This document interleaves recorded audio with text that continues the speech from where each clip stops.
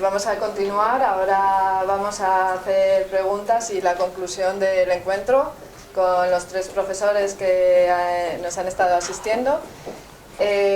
También agradecer a los otros profesores que hacen posible esta escuela, como Mireille Flor, Pilar Oliver y Stephanie en México.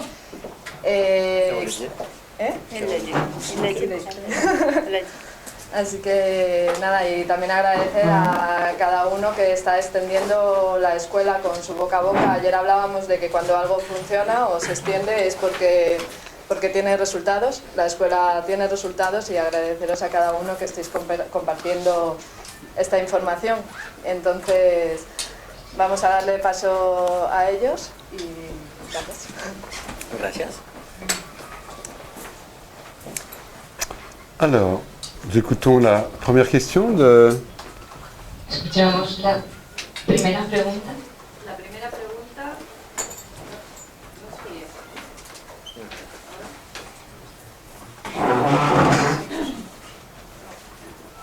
La primera pregunta de Maritza Rojas Pino, de Suiza, pregunta: ¿cómo explica la descodificación biológica la psicosis infantil u otro trastorno mental?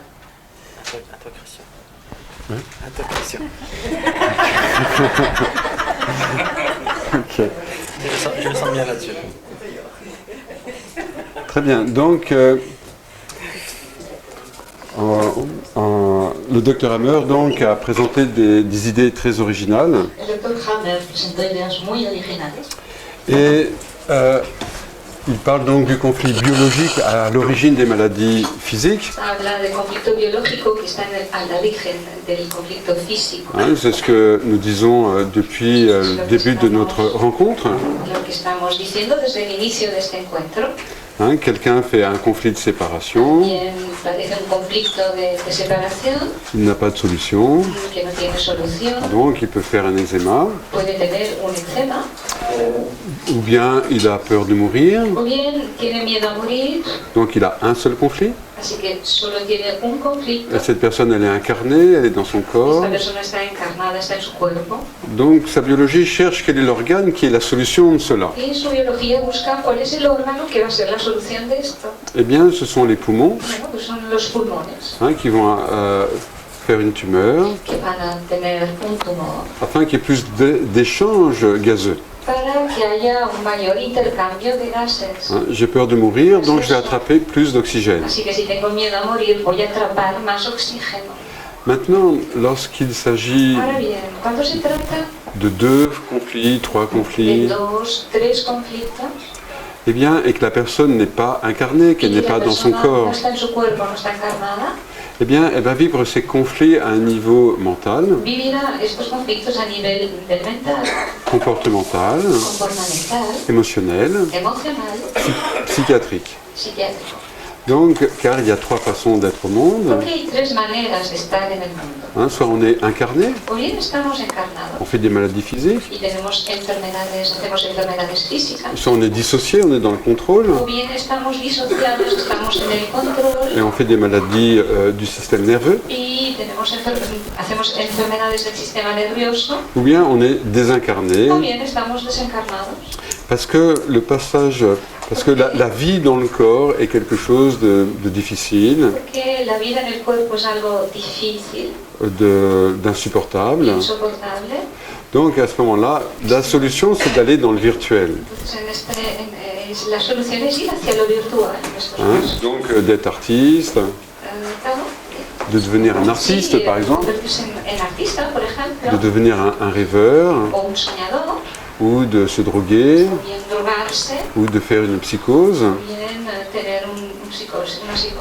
Donc je vais dans le monde virtuel. Yo me voy al mundo virtual. Donc à l'origine d'une psychose infantile, El origen de una psicosis infantil. donc je ne vais pas chercher un conflit, No voy a ir a buscar un conflicto, mais 3 conflits au moins, sino al menos 3 conflictos qui vont s'additionner que se van a sumar et puis qui vont créer un nouveau comportement. y que van a crear un nuevo comportamiento. Par exemple, si quelqu'un est en colère, Si alguien está rabioso il a des problèmes de voie biliaire, y tiene problemas de las vías biliares, s'il a une peur panique, si tiene auténtico pánico, alors terror, à ce moment-là, il a des problèmes de larynx. entonces en ese mismo momento tiene problemas de laringe, Mais s'il fait les deux conflits qui s'additionnent, pero si se suman los dos conflictos, eh bien, la biologie cherche une la biología solution va a buscar una solución eh bien, dans le virtuel, puisque la personne n'est pas dans son corps, en lo virtual porque la persona no está en su cuerpo. et ça va donner l'autisme, Y esto pues tendrá como resultado el autismo. hein, qui est chez les droitiers, donc l'addition de Y en colère et peur bleue. representa, se suma la rabia junto con el terror, el pánico. Mais si c'est la colère plus le conflit Pero d'identité, si se trata de la rabia más un conflicto de identidad, eh bien, les gens sont borderline. las personas se encuentran en el borderline Hein, il s'ajoute un troisième, un quatrième conflit. y se añade pues un tercer, un cuarto conflicto. Donc nous voyons qu'à l'origine même des maladies mentales, Vemos que hasta en el origen de las enfermedades mentales eh bien, il y a des instants de choc, hay instantes de shock, hein, des conflits biologiques, conflictos biológicos. et plus Y cuanto plus la más- maladie mentale est grave, entre Cuanto guillemets, más grave es la enfermedad mental, eh bien, plus on va remonter on va chercher, plus on va trouver les conflits dans la généalogie, encontraremos conflictos también en la genealogía, hein, dans l'histoire familiale. en la historia familiar. Voilà, quelques éléments Son algunos d'expérience, de los elementos de la experiencia, hein, d'hypothèse et de de curiosité. hipótesis y de la curiosidad. Et il faudra traiter les conflits les uns après les autres. Habrá que ir tratando un conflicto tras otro. Hein, nous avons une illustration hier avec l'anorexie, la Tuvimos una boulimie, ilustración ayer con la anorexia, la bulimia, hein, qui sont des troubles du que comportement, son trastornos de comportamiento, avec des conflits biologiques. con conflictos biológicos, Et ce sont plusieurs conflits pero son varios conflictos qui créent un comportement. que crean un comportamiento.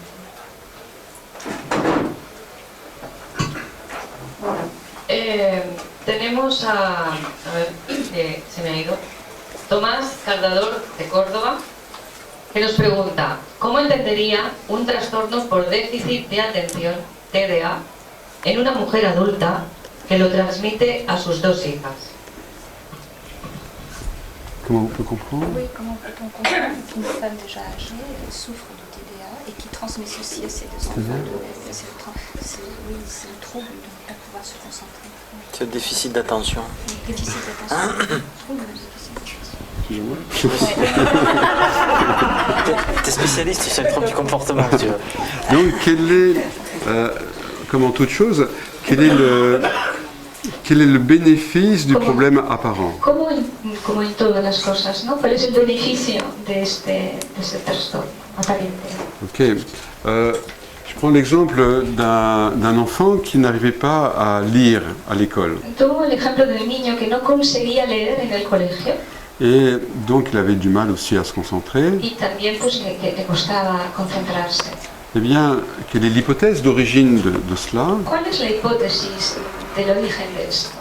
De nombreuses années avant sa conception, Numerosos años antes de su concepción, eh bien, sa maman a un fiancé, su mamá tiene un novio elle doit se marier, que se tiene que casar et puis un jour, elle est dans un autre village que le sien, y un día se encuentra en otro pueblo diferente al suyo et puis elle regarde à la mairie les déclarations de mariage, y entonces se está fijando que en el ayuntamiento están las personas que se van a casar, que están Donc, ahí los anuncios, elle lit les annonces. y ella va leyendo los anuncios de las personas próximas là- a casarse.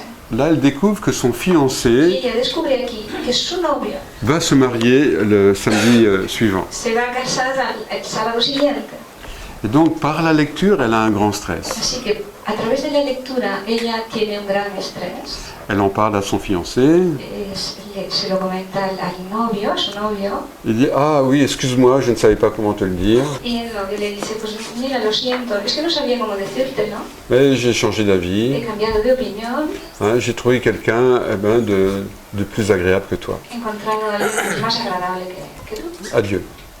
Y adiós. Donc, le sens général des maladies, El sentido general de la vida eh bien, c'est de ne pas être en stress. es el no estar en estrés. Hein. J'ai peur de mourir, c'est un stress. Tengo miedo a morir, esto es un estrés. Donc je fais plus de poumons pour attraper plus d'oxygène. Pulmón para poder atrapar más oxígeno. Donc il n'y a plus de stress. Entonces ya no hay más estrés. On m'insulte, ça crée un stress. Me insultan y esto me crea un estrés. Je deviens sourd, donc il n'y a plus de stress. Así que acabo siendo, estoy sordo y ya desaparece el estrés. Je lis, ça provoque un stress.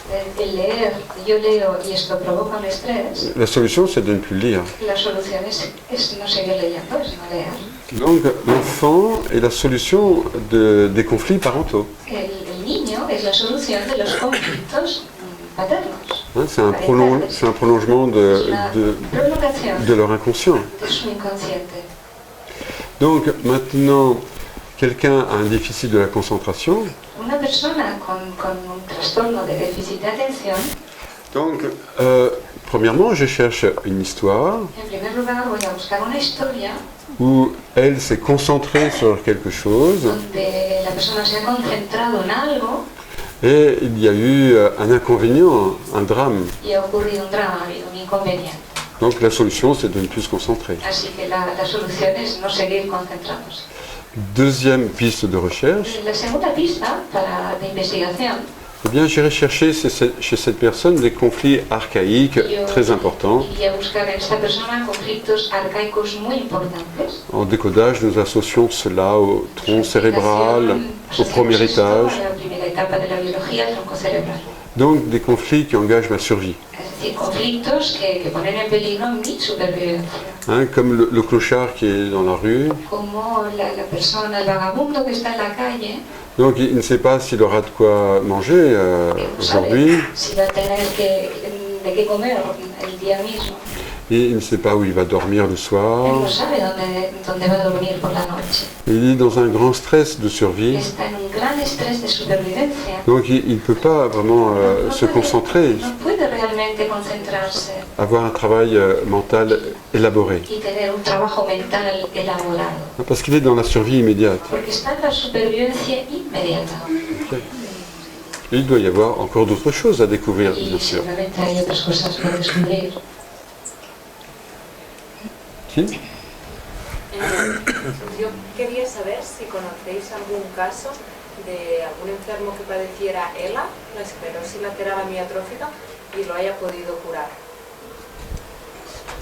Alors, c'est là, sur les déguérisons. Ouais, c'est là, je cherche. C'est là, c'est là. J'ai eu amélioration, il y a longtemps, un patient, une amélioration. Hace tiempo tuve un paciente que mejoró. Et un autre thérapeute a eu des guérisons. Tuvo curaciones. Señor? Sí, quería saber si es posible aplicar la biodescodificación de manera preventiva. Es decir, cuando todavía no se ha manifestado el síntoma, o incluso ni siquiera el conflicto desencadenante. Por ejemplo, cuando una madre padece un embarazo y lo vive desde un drama bastante importante, que se quiere morir, teóricamente eso se le transfiere al feto y sabes que en algún momento determinado en la vida de ese niño puede desencadenar un conflicto. Entonces, si como terapeuta tú eres consciente de que puede suceder eso, si tienes que hacer algo, bueno, a nivel de biodescodificación puedes trabajar de manera preventiva. Alors ça c'est, on va dire, la thérapie préventive c'est le top. La terapia preventiva es lo más de lo más. D'accord. Es el top. Quand on peut le faire. Cuando se puede hacer.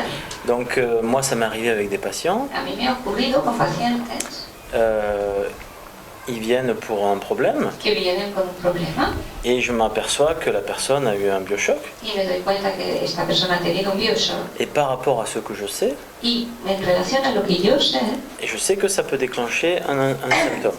sé que puede desencadenar un síntoma. Donc bien sûr, Por supuesto, je vais travailler là-dessus. voy a trabajar eso.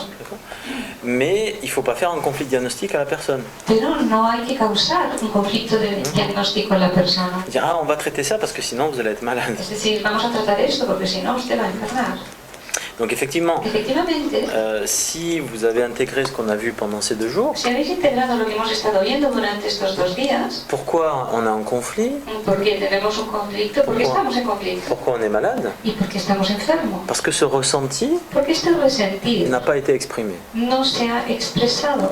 Donc la seule façon de rester en bonne santé, Así pues, la única manera de permanecer con buena salud c'est de s'exprimer. es expresarse. On ne peut pas ne pas faire de conflit, c'est pas possible. No podemos evitar tener conflictos, no es posible, Mais on peut être conscient pero podemos ser conscientes qu'on a fait un biochoc. que hemos hecho un bioshock. Et il y a ce qu'on appelle le protocole d'urgence. Y hay lo que llamamos el protocolo de urgencia, C'est que quand vous vous rendez compte que vous faites un biochoc, es que cuando os dais cuenta que estáis haciendo un bioshock, eh bien il faut danser, hay que bailar, parler, danzar, crier, crier, y chillar, chanter. y cantar. D'accord ? Il faut libérer ce surstress. Hay que liberar este sobreestrés. Mais comme vous avez vu hier, Pero como visteis ayer, accéder au ressenti, acceder al resentir, tout seul, c'est difficile. hacerlo solo es difícil. Hein, parce que vous n'allez jamais aller sur la flamme tout seul. Porque nunca iréis solitos hacia la llama. Et donc là, vous pouvez vous faire aider.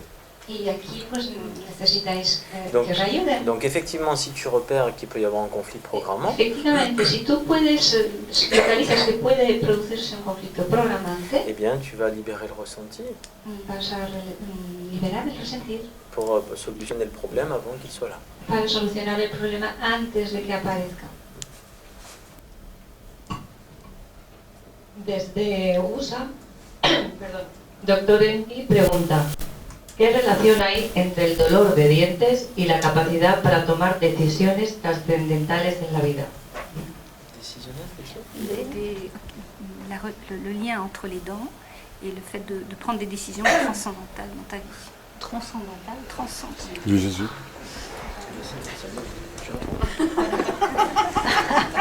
Alors, je veux bien parler des dents. Des dents. Oh, oui, c'est ça.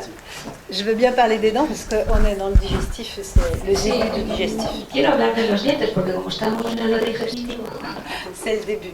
es el inicio, ¿no? Alors, avec les dents, il y a une notion d'agressivité. Con los dientes hay una noción de agresividad. Alors, hier, j'ai montré des personnes souriantes. Ayer os mostré a las personas sonrientes, Mais on peut sourire pour se cacher, pero podemos sonreír para escondernos. mais on peut aussi montrer les dents. Pero también podemos enseñar los dientes, mostrarlos. On peut montrer les dents, exactement. Y sí, podemos mostrarlos. Mais avec les dents, il y aura cette notion de dévalorisation par rapport à l'agressivité. Con los dientes nos encontraremos con esta noción de desvalorización en relación a la agresividad. Mais il ne faut pas voir l'agressivité tournée contre l'autre. Pero no hay que ver la agresividad que hacia otro. Il faut voir l'agressivité comme ce dont j'ai besoin pour vivre. Hay que ver la agresividad como lo que yo necesito para poder vivir. C'est-à-dire attraper mon morceau de vie. Es decir, atrapar mi pedazo de vida. Et on a besoin d'agressivité. Necesitamos la agresividad. Le petit animal qui arrive au monde Los pequeños animalitos que llegan al mundo pour aller aider sa mère, para ir a mamar a su madre, il a besoin de cette agressivité. necesita esta agresividad. Donc, Así pues, je suis très concernée par cette agressivité y d'ailleurs. a mí me concierne mucho esta agresividad. Parce que la biologie ne faisant que ce qui est utile, Como que la biología solo hace lo que es útil. si on vit un interdit à l'agressivité, Si vivimos una prohibición hacia la agresividad, eh bien, il est possible que la génération suivante, es posible que en la generación siguiente il y ait une agénésie dentaire. haya problemas de dientes, génesis, falta de dientes. Il va manquer des Sí, dents. porque van a faltar dientes, Il va manquer des dents parce que c'est pas utile d'être porque agressif. no es útil ser agresivo. Donc si j'ai pas besoin d'armes, j'enlève les armes. Así que si no necesito armas, pues quito las armas. Et c'est comme ça que ma fille a des dents en moins. Y por ello mi hija tiene menos dientes. Et donc voilà, c'est ça l'agressivité. Esta es la agresividad. Donc effectivement, pour avancer dans la vie, on a besoin Efectivamente, para avanzar en la vida necesitamos d'avoir une certaine agressivité tener una cierta agresividad pour mordre la vie à pleines dents. para poder morder la vida a pleno potencia, con todos los dientes. Et dans la question, il parlait de douleur dedans. De choix. Pour prendre une Prendre des décision décisions. transcendantale. Sí. Donc ça, c'est une lecture symbolique. Esto es una lectura simbólica, ¿no? Dentale, transcendantale. Trascendental. Et donc, on peut faire le conflit dans le réel Podemos hacer el conflicto en lo real et dans le symbolique, y en lo simbólico, puisque c'est le langage du cerveau. porque este es el lenguaje del cerebro. Mais le réflexe, c'est d'aller directement dans le symbolique, Pero el reflejo es ir directamente hacia lo simbólico, pour pas rencontrer le conflit dans le réel. para no encontrar el conflicto en lo real.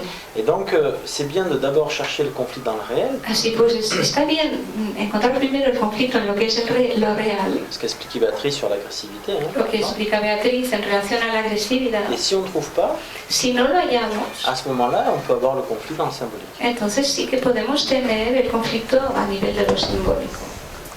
Alors, il faut également distinguer También habría que distinguir ce qu'est le code biologique que el código biológico et ce qu'est l'histoire de la personne. está en la historia de esta persona. Donc, la difficulté à prendre des La décisions dificultad en tomar decisiones ou de prendre une mauvaise décision, o el haber tomado una mala decisión, ça c'est une histoire. esto es una historia. Mais qu'est-ce qui est ressenti, qu'est-ce qui est vécu? Pero ¿qué es lo que se siente, qué es lo que se ha vivido? Hein, s'il y a ce doute, cette indécision, Esa duda, esta indecisión, hein, ça peut donner des problèmes de cortico-surrénal. esto puede causar problemas de las corticoprorrenales. Mais si la personne est en colère parce qu'elle a pris une mauvaise décision, Está rabiosa porque ha tomado una decisión errónea No. o mala. donc colère peut donner les voies biliaires chez les droitiers. La rabia puede afectar las vías biliares si es diestra la persona. Donc ça ne suffit pas pour décoder les dents. No es suficiente para descodificar los dientes. Donc cette histoire de prendre des décisions, où est le problème? De tomar la decisión. ¿Dónde está el problema?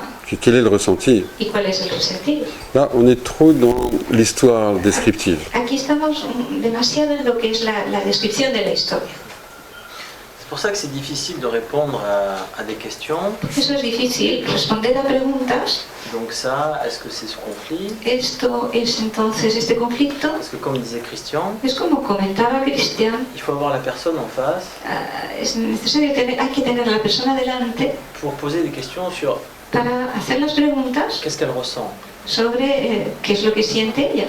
Rappelez-vous, il y a un biochoc qui est l'événement extérieur. Que un biochoc es un acontecimiento exterior.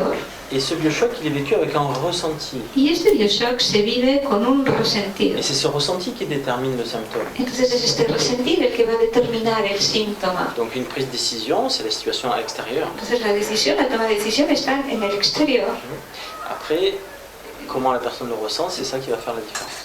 Después, cómo la persona lo siente, es lo que hará la diferencia, marcará la diferencia. Sí. Supongamos que hay un diagnóstico en un embarazo, en el 5º mes de embarazo, al bebé se le diagnostica una hernia diafragmática. He entendido que el niño es la prolongación del inconsciente de los padres, he entendido antes.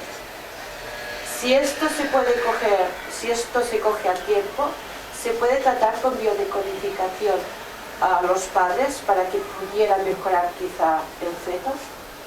Dans l'absolu, oui. En lo que es lo absoluto, sí.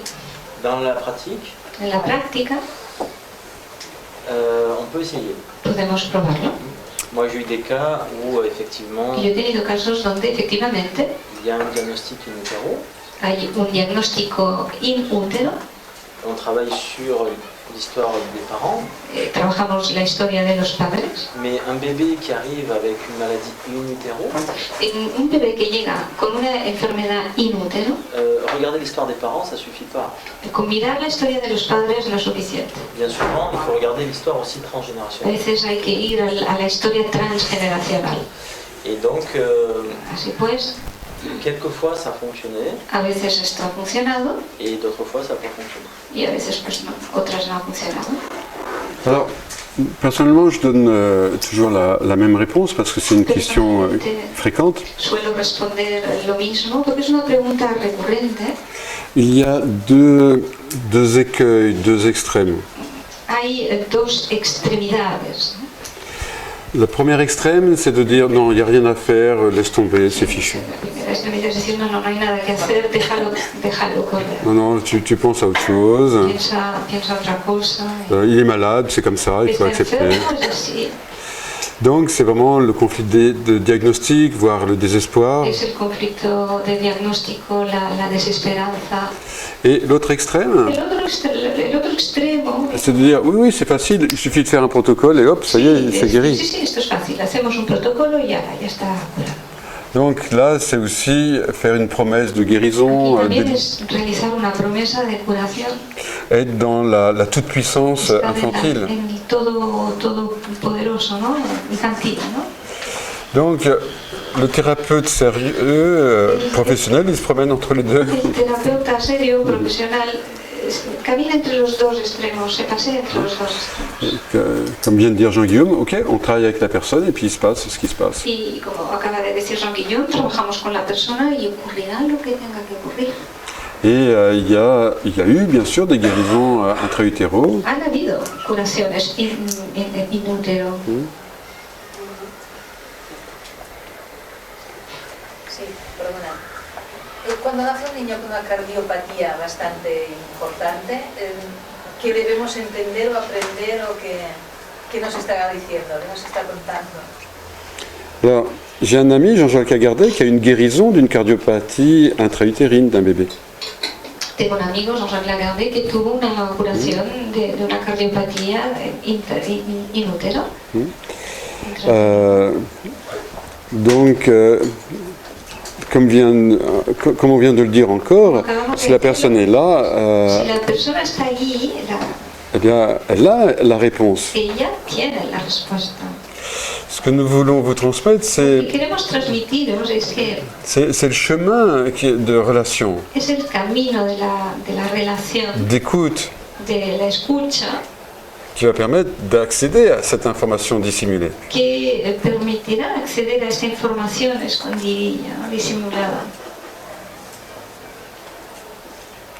Maintenant, pour aller dans le détail, quelle cardiopathie? Ahora bien, para ir más en el detalle, ¿qué tipo de cardiopatía? Est-ce que c'est un problème de valvule? ¿Es un problema de válvulas? Ou est-ce que c'est autre chose? ¿O es otra cosa? Hein, chaque pathologie a son code. Cada patología tiene su propio código. Una tetralogía bifalón. Una falla en las válvulas. Valvule tétralogie. 4 patologías en una. 4 pathologies en une. Donc les valvules restent ouvertes? ¿Las válvulas permanecen abiertas? No, cerradas con una comunicación interventricular. No, fermées par une communication intraventriculaire. Le trou de Bottal? No hay una comunicación entre los dos ventrículos. Oui, c'est le trou de Bottal. La tetralogía de Fallot son 4 patologías en una que consisten en varias cosas, pero esto está corregido. O sea, hay fallo ventricular, auricular y las ramas pulmonares no llegan bien o sea, las ramas que van del pulmón al corazón son hipoplásicas, son pequeñitas y entonces no hay una buena circulación. Es una cardiopatía importante. Ok. Hein, donc, là, il s'agit de communication. Hein. Bueno, se trata de comunicación. Hein, quel est le problème de communication entre deux personnes qui seraient censées s'aimer? ¿Cuál es el problema de comunicación entre dos personas que se supone se quieren?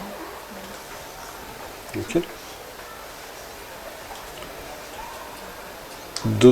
Otras preguntitas? Tomás Carnador nuevamente pregunta, ¿cómo se entenderían las patologías predominantemente de lateralidad derecha o izquierda? Pathologie du côté droit du corps et du côté gauche du corps. On va expliquer un petit peu comment est-ce Le qu'on droit, comprendrait le gauche, le côté droit. droit. Ok. Vas-y, t'es au milieu. Au milieu, moi je suis à droite. Que la gauche. Moi je fais que la droite. Pathologie à droite. Christian. On peut avoir une pathologie à droite, une pathologie à Patología gauche. derecha, patología izquierda,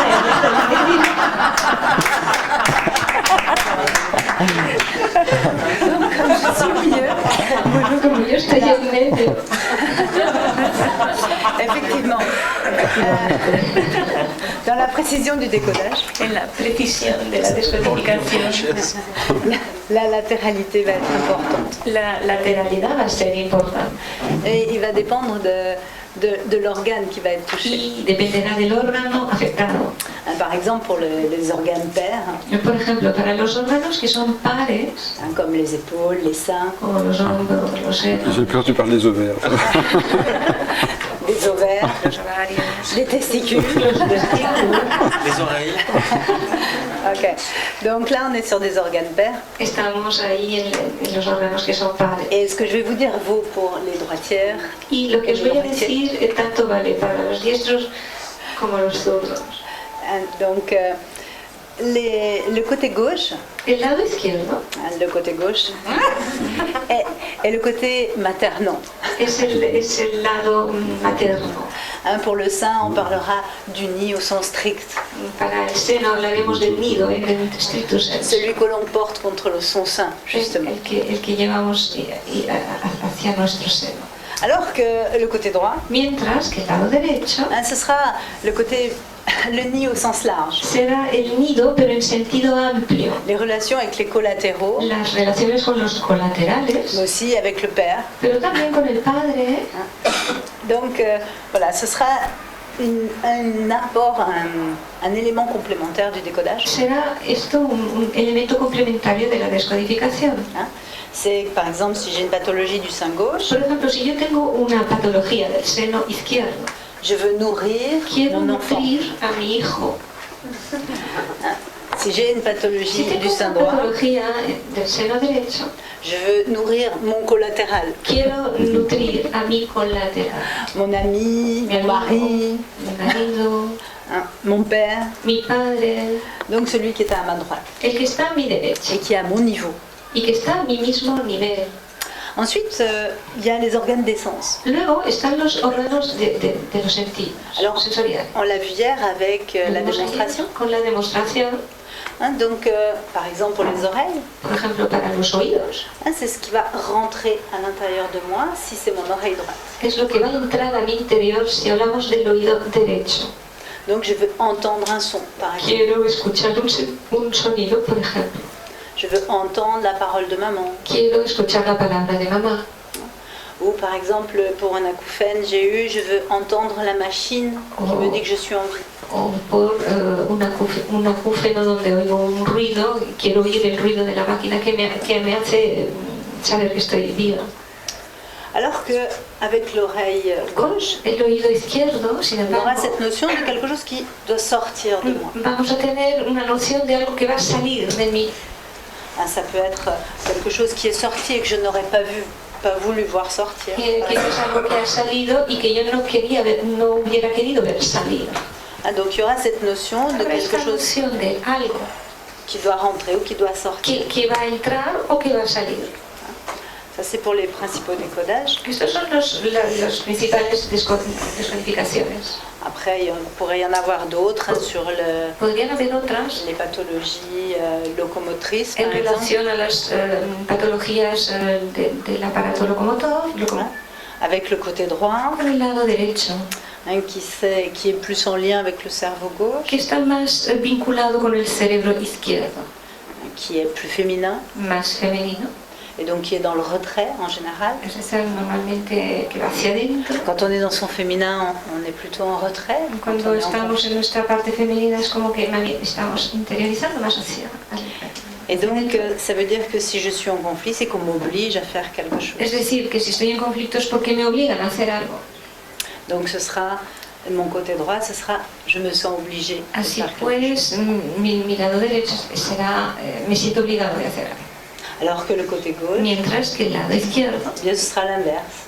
¿no? será Ma nature me pousserait à agir, yo iría hacia la acción, mais là, on m'empêche pero d'agir.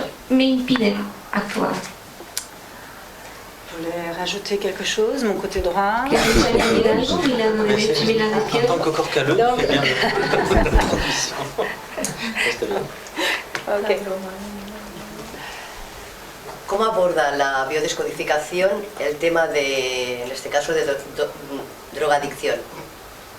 Des addictions? Oui, des addictions. La drogue, oui, les addictions. Alors,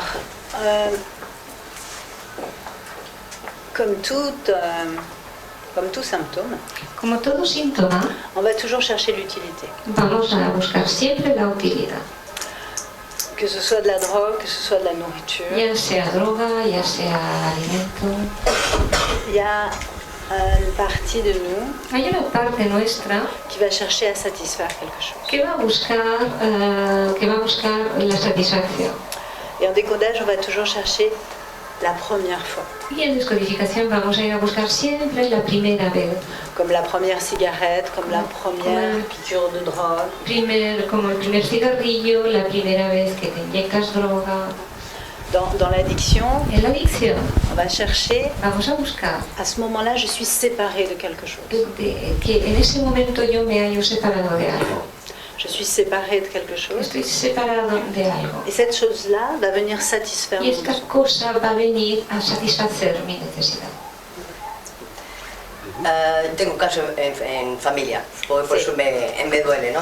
A ver, normalmente nos dicen que esta persona es una enferma, eso es lo que nos dicen nosotros, es una enfermedad, ¿de acuerdo? Y que es por una falta además de dopamina, que por eso estas personas se drogan, ¿de acuerdo? En este caso. Falta de dopamina. ¿De acuerdo? Además, la etiqueta de que va a ser drogadicta para toda la vida. Sí. ¿De acuerdo? Entonces, no sé si vosotros tenéis, si es cierto que realmente hay una falta de dopamina, que es algo físico, o realmente simplemente es lo que tú hablabas, ¿no? Si es... Comment dire, on va donner une cause à l'addiction. Vamos a darle una causa a la adicción. Dans ton exemple, la dopamine. En tu ejemplo, la dopamina. Mais quelle est la cause de ce problème de dopamine? Pero ¿cuál es la causa de este problema de dopamina? On a découvert, par exemple, dans les maladies génétiques, Se ha descubierto, por ejemplo, que en las enfermedades genéticas qu'il y a un système on-off. hay un sistema on-off. Et qu'il y a des gènes de maladies qui sont Y transmis, hay genes de enfermedades que se han transmitido, que se transmiten mais avec le off. con el off. Donc, il n'y a pas de symptômes. Es decir, que no hay síntoma. Et à un moment donné, ça se met sur on. Y en un momento determinado se coloca en posición on. Ça peut être à 40 ans, à 60 ans. Puede ser a los 40, los 60 años. Donc, ce qui nous intéresse, c'est qu'est-ce qui se passe à ce moment-là. Y lo que nos interesa es qué ocurre en ese momento. Donc, maintenant, je ne connais pas cette histoire de dopamine. Yo no conozco esto de la dopamina. Mais je vais illustrer avec le cas de Ray Charles. Voy a ilustrarlo con el caso de Ray Charles. Donc, vous avez peut-être vu ce film Ray. Quizás habéis visto esta película, Real. Ray, le film Ray. Ray. Ray. Sí, la película se llama Ray. Ok. Et Ray Charles a participé à la création de ce film. Y Ray Charles participó en la creación de esta película. Donc, on peut penser que c'est réel, les faits. Podemos pensar que es real lo que se dice allí. Et donc, il raconte qu'il se drogue. Él explica que se droga. Et il se met de la drogue donc, dans le sang. Se inyecta droga en sangre. Donc, il s'agit d'un double conflit. Se trata de un doble conflicto. À la fois donc, de séparation. Separación, por un lado. Hein, donc, je suis séparé d'un monde idéal. Estoy separado de un mundo ideal. D'un rêve. De un sueño. C'est pour ça qu'on trouve la drogue souvent dans les milieux artistes. Por eso encontramos con frecuencia la droga en el mundo artístico. Ils veulent un monde à eux idéal. Su mundo que sea ideal, el mundo de los artistas. Et deuxième conflit, je suis agressé par le monde réel. Y luego el segundo conflicto es que me siento agredido por el mundo real. Dans le cas de Ray Charles, il s'agit de la mort de son frère, En el caso de Ray Charles se trata de la muerte de su hermano, qui s'appelle George. se llama George. Et donc, toute sa vie, Ray Charles chantera Georgia on My Mind. Toda su vida cantará Georgia on My Mind. Et donc, il est séparé du frère. Il est coupable de la mort du frère. Donc, il va dans un autre monde où il n'y a pas de problème. Parce que dans les liens du sang, c'est très souffrant. Porque a nivel de los lazos sanguíneos de sangre hay mucho dolor, mucho sufrimiento. Donc son frère est mort, Su hermano muere, son père, il ne le voit jamais. su padre pues no lo ve nunca. Sa mère, elle est dans une douleur que l'on peut comprendre. Un dolor que podemos comprender. Donc la souffrance est dans le sang. Así pues el sufrimiento se halla en la sangre. Donc je mets le médicament, Así que coloco, me pongo un medicamento, la drogue, droga, dans le sang. en la sangre. Donc, et ainsi on va utiliser le code de chaque partie du corps. Utilizaremos el código de cada parte del cuerpo. Hein, il y a des addictions à l'alcool, Hay adicciones al alcohol, au sexe, al sexo, à l'ordinateur, al ordenador. au séminaire de décodage biologique. Hay adictos a los seminarios de descodificación. Donc, après, on va étudier cas par cas. Y luego estudiaremos caso por caso.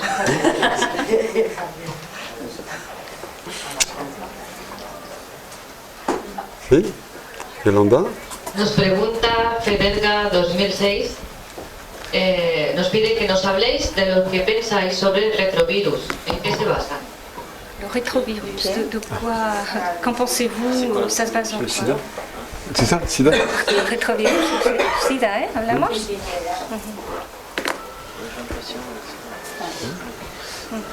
Donc,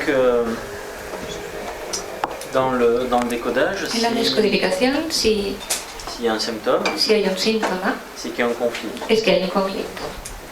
Et donc, le virus, Así pues, el virus c'est un morceau d'information. es un pedacito de información. Il va apporter une information dans la biologie. Va a aportar una información en la biología, Donc, j'ai besoin de cette information. así que necesito esa información. Et après, on va regarder quelles sont les conséquences de ce virus. Y luego miraremos cuáles son las consecuencias de este virus. Et donc, les gens qui ont le sida, Las personas que tienen SIDA, d'accord, eh bien, je crois qu'il y a, par expérience, hein, creo, esto por experiencia, qu'il y a un conflit différent que hay un conflicto diferente s'ils sont hétérosexuels ou homosexuels.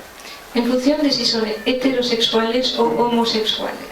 Et donc, je travaille avec un patient homosexuel Yo trabajé con un paciente homosexual qui est sous trithérapie, Pardon? qui fait sa trithérapie, la thérapie du sida. Sí, que hacía la terapia del SIDA. Et donc, les T4, même le traitement était faible. Y el tratamiento, los resultados, ¿no? Non, avec le traitement, le niveau des lymphocytes T4 était faible. Ah, con el tratamiento el nivel de los linfocitos estaba muy bajo. Et donc, ce que j'ai pu expérimenter dans sa problématique avec lui, Lo que pude experimentar en su problemática consigo mismo c'est je dois détruire mon identité pour être aimé. es que tengo que destruir mi identidad para ser querido. Et donc tout ce travail a été d'accepter son identité profonde. Todo el trabajo consistió en aceptar su identidad profunda. Et aujourd'hui, Y hoy día il est toujours sous traitement. sigue bajo tratamiento. Et les T4 sont à un niveau, Y los T4 ya un niveau normal. han alcanzado un nivel normal. Donc, comme on disait tout à l'heure, hein, Como comentábamos hace un ratito, il ne faut pas tomber dans les deux écueils, no hay que caer entre los dos extremos, mais travailler avec la personne sino trabajar con la persona et voir comment la biologie réagit. y ver cómo reacciona la biología. Happy Fletcher nos dice, aunque sé que la pregunta es muy amplia, me gustaría que nos diesen algunas pinceladas sobre cómo se puede ayudar a los niños autistas desde el punto de vista de la biodescodificación.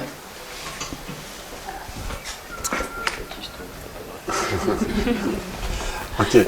Donc là, dans la thérapie pour les psychoses, Como en la terapia para la psicosis, donc il y a un verrouillant hay un bloqueante, qui est la relation, la communication que es la relación a la et la communication. y la comunicación. Donc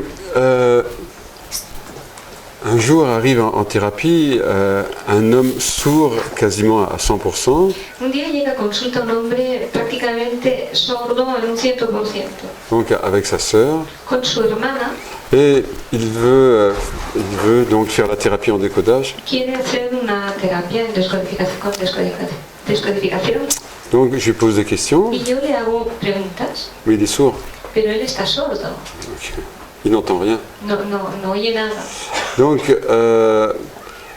ce qui fait que c'est compliqué de communiquer. Y entonces es complicado comunicar. Alors, il lit un petit peu sur les lèvres ou j'écris sur une feuille. Escribimos sobre una hoja. Donc, au bout de 3 ans, 3 mois et 3 jours. Al cabo de 3 años, 3 meses, 3 días. Donc, après beaucoup d'écriture, on trouve, le conflit déclenchant. Encontramos el conflicto desencadenante.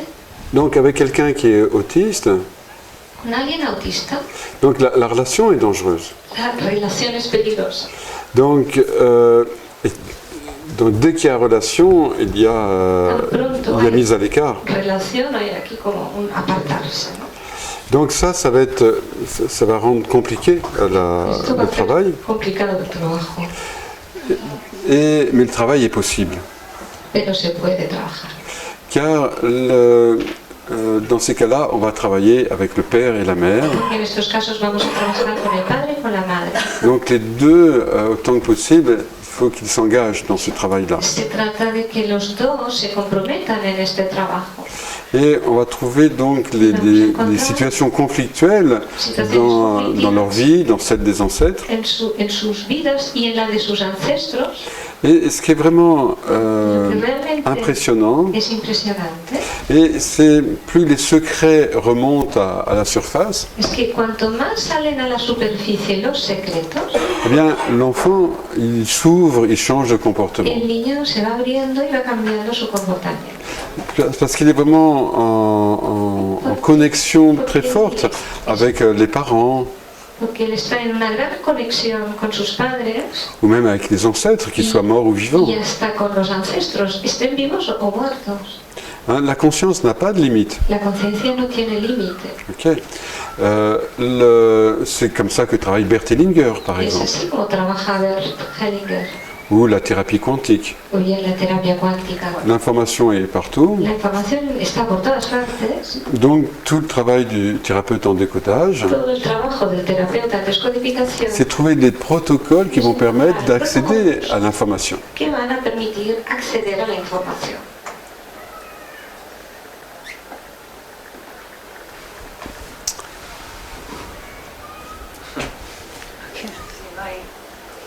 Si no hay ninguna pregunta más en la sala, voy a continuar yo. Hay una aquí.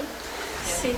En ese caso de un niño autista o un niño que no puede concentrarse, que tiene problemas de concentración, ¿tienen que ser tratados los padres y el niño y toda la familia o solamente los padres y el niño? Ok, j'ai eu le cas par exemple. Yo he tenido un caso.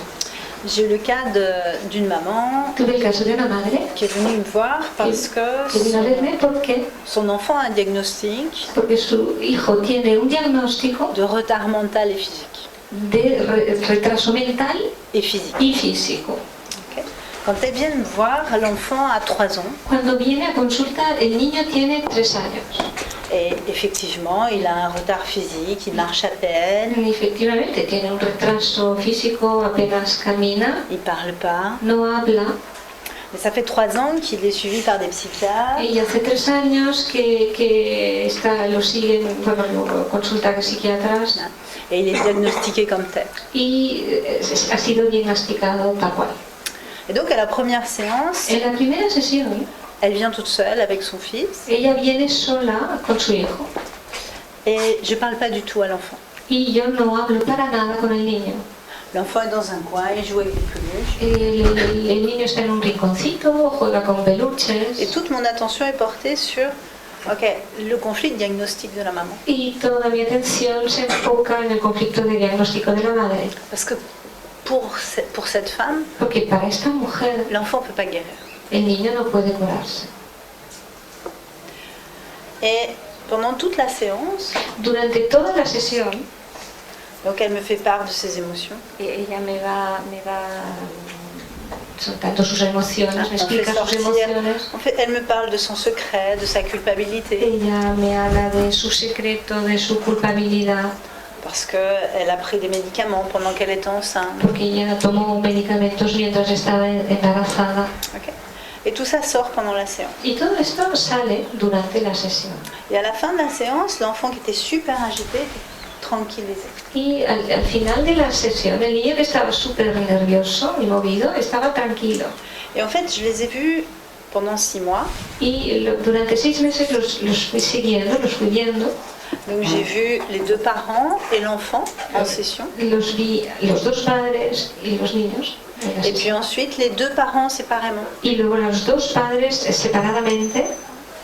Et au bout d'1 an, vraiment, y al cabo de un año, à raison de une session par mois, los veía una vez, una sesión al mes. À 4 ans, l'enfant avait complètement récupéré. A los 4 años el niño había recuperado completamente. Donc, c'était pas magique. No era mágico. Mais c'était chacun d'entre eux. Cada uno de ellos avait des secrets, avait des conflits. Tenía secretos, tenía conflictos. Personnels, familiales. Personales, familiares. Et donc, à chaque fois qu'on faisait une séance, l'enfant était là. Y cada vez que hacíamos una sesión, el niño estaba ahí. Mais l'enfant était juste porteur de cela. El niño simplemente era el portador de todo ello. Et d'entendre ses parents parler. Y al escuchar a sus padres hablar, ça a suffi à l'enfant. Fue suficiente para el niño. L'enfant est porteur du symptôme. El niño es el portador del síntoma. Il a la solution. Tiene la solución. Mais c'est pas lui qui a le problème. El problema no es él. Et plus on s'intéresse à l'enfant, cuanto más nos interesamos al niño, plus on porte son attention sur l'enfant, cuanto más enfocamos la atención en el niño, plus on lui dit c'est toi le porteur du symptôme. Le estamos diciendo todavía más, tú eres el portador. Et plus il le garde. Y él lo guarda más. Donc en libérant l'enfant, en libérant les parents, on libère l'enfant. Liberando a los padres, liberamos al niño. Así es. Ok. ¿Puedo hacer otra pregunta? La madre tuvo neurodermitis y le han dado todo tipo de medicinas durante el tiempo que antes de estar embarazada. Ok. Neurodermatite. La mère, elle a... La madre tiene la mère a neurodermitis. ¿Puede eso también ser así? Alors, là encore, il est difficile de donner une réponse sans la personne en question. Es difícil dar una respuesta cuando no tienes a la persona delante. On ne peut pas donner de réponse à ça. No se puede dar respuesta a ello porque verdaderamente c'est vraiment important pour moi cet élément-là. Este elemento, ¿no? De tener a la persona. Je peux te parler de patient. Puedo hablarte de paciente. Mais je peux pas te dire voilà, si cette personne a ça, c'est qu'elle a tel conflit. Là, je serais pour moi un mauvais décodeur biologique. Creo que sería yo un mal descodificador biológico.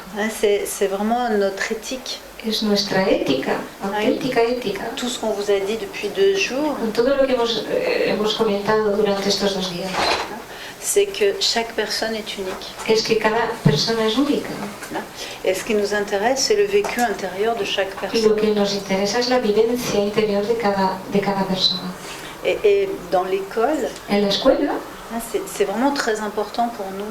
Es muy importante esto para nosotros. De transmettre cela. Transmitir esto. Parce que sinon tu arrives et chaque personne te dit ah j'ai ça, c'est quoi mon problème? Sinon cada persona viene y te dice mira tengo eso y tal, ¿cuál es mi problema? C'est pas ça. No es esto. C'est pas ça la psychobiothérapie. No es esto la psicobioterapia. Para las epidemias, donde los virus que se extienden a muchas personas de la misma población en una misma enfermedad, o sea, todas las personas tienen el mismo bioshock, por ejemplo, para la tuberculosis. Mais là, tu parles encore de statistiques. Aquí estás hablando de estadísticas. Sigues hablando de estadísticas. Parce que dans une épidémie, justement, en una epidemia, justamente, tout le monde ne fait pas la maladie. Todo el mundo no tiene la enfermedad.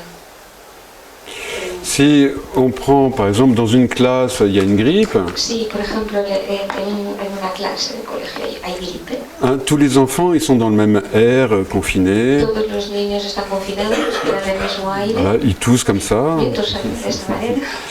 ok, et ils vont pas tous faire la grippe. No tendrán todos la gripe. Et même ceux qui font la grippe, ils ne la font pas de la même façon. La gripe no la vivirán de la misma manera. Certains vont faire la grippe avec des douleurs articulaires, Algunos padecerán dolores articulares, d'autres non. otros no. Certains vont faire la grippe avec une grande fièvre et d'autres une petite fièvre. Algunos tendrán la gripe con mucha fiebre, otros con poca fiebre. Ok.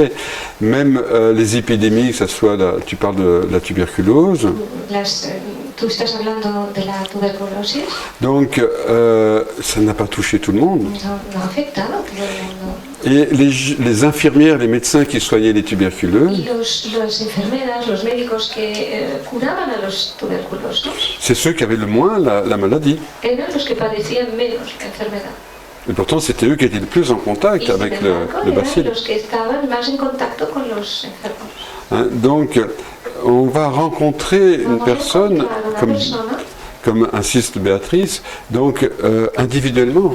Como dice Beatriz, de forma individual. Ok. Donc, un jour arrive quelqu'un qui avait une typhoïde. Un día llega una persona con tifoides. Et donc, c'était toute une classe de chants qui était partie en Afrique du Nord. Une clase de chant. Une classe, oui, tout un groupe de chanteurs, tu vois. Era un grupo de cantantes que habían ido a cantar. Donc, ils avaient attrapé la typhoïde dans ce pays. Se había cambiado de país y habían agarrado la tifoides. Donc, on peut parler d'une épidémie pour ce groupe. Se puede hablar de una epidemia para el grupo. Mais certains dans le groupe n'avaient pas la maladie. Algunos del grupo no pillaron la tifoides. Et certains l'avaient plus fort. Otros sí la tuvieron muy fuerte. Donc, j'ai eu en thérapie celui qui avait eu le plus fort. Y tuve en terapia la persona que la padeció con más virulencia. Donc, il avait beaucoup de diarrhée, il a été hospitalisé. Tenía mucha diarrea, tuvieron que hospitalizarlo. Et il m'a expliqué comment ça s'est passé dans ce pays. ¿Qué pasó en el país? ¿No? ¿Qué había pasado? Donc, il pensait que tout serait bien organisé. Él pensaba que todo estaría a la mar de organizado. Et ils sont arrivés, tout était sale, dégueulasse. Pero llegaron ahí y todo era sucio, guarro. Et il n'y avait pas beaucoup de public pour les écouter. Y no acudió mucho público para escucharlos. Donc le ressenti de la plupart, c'est dégueulasse. De la gran mayoría dice, qué asco, ¿no? Mais c'est vraiment pourri. Qué podredumbre. Mais d'autres n'en avaient rien à faire, c'était un voyage. Pues no les importaba. Ok. Mais lui, c'était le pire parce qu'il était responsable des autres. Para esta persona es el que estuvo peor, porque él era el responsable del grupo. Donc, j'en ai parlé à ma conférence hier midi. Ayer en mi conferencia hablé de esto. Donc, est-ce que j'accepte ou est-ce que je refuse le réel? ¿Acepto o rechazo lo real? Donc, le germe vient m'apporter une information. El germen viene a aportarme una información. Hein, puisque le virus est un morceau d'ADN ou d'ARN. Porque el virus es un pedacito de ADN y de ARN. Oh, ou d'ARN. La bactérie, c'est un chromosome. La bacteria es un chromosome. Chromosome. Et donc, qui ont des capacités de mutation 10 000 fois plus importantes que nous.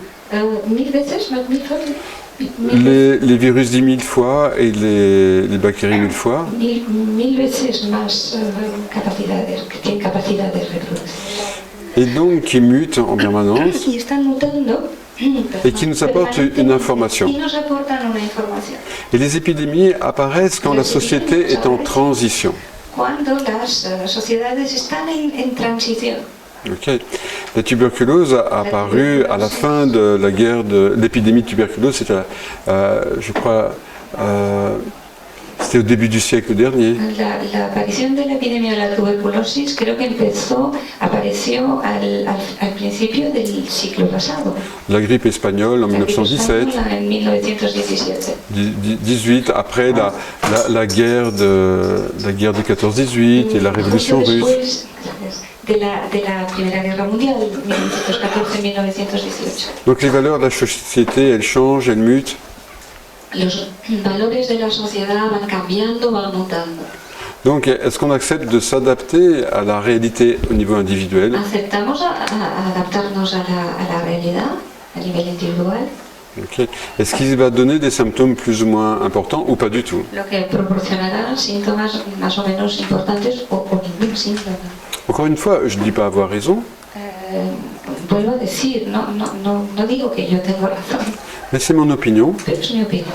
Et c'est une opinion qui va permettre d'aider un certain nombre de personnes. Y es una opinión que va a permitir ayudar a cierto número de personas.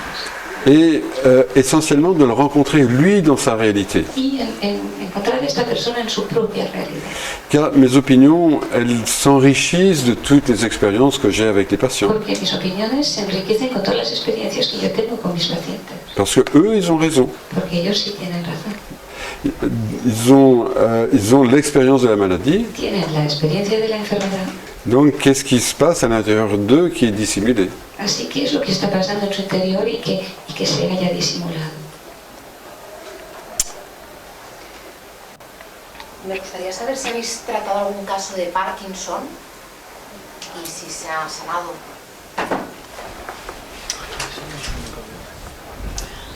Oui, j'ai eu, si. Il faut aller au bout du... Il faut aller au bout du l'heure du Parkinson. Si. C'est des gens qui ont du mal à terminer. Son personas a quienes les cuesta acabar. Donc il faut pas, dans la thérapie, il ne faut pas les lâcher pour qu'ils aillent au bout du traitement. La terapia no hay que soltarlos para que puedan llegar hasta el final del tratamiento. ¿Les cuesta qué, perdona? Terminar cosas. Ils commencent le geste et ils retiennent. Empiezan y retienen. Donc arrive le tremblement. De ahí que tiemblen.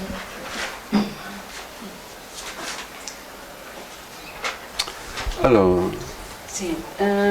¿Se puede evitar un conflicto de diagnóstico si no te crees el diagnóstico? Ça peut être un conflit de diagnostic si tu ne crois pas au diagnostic. Mais quelqu'un a une verrue. Alguien tiene una verruga. Comment il peut refuser ce diagnostic? ¿Cómo puede rechazar este diagnóstico? Quelqu'un a un cancer des poumons. Alguien tiene un cáncer de pulmón. Et comment il peut refuser ça? ¿Cómo puede rechazar esto? Il ne faut pas confondre diagnostic et pronostic. No hay que confundir diagnóstico y pronóstico. On doit accepter le diagnostic.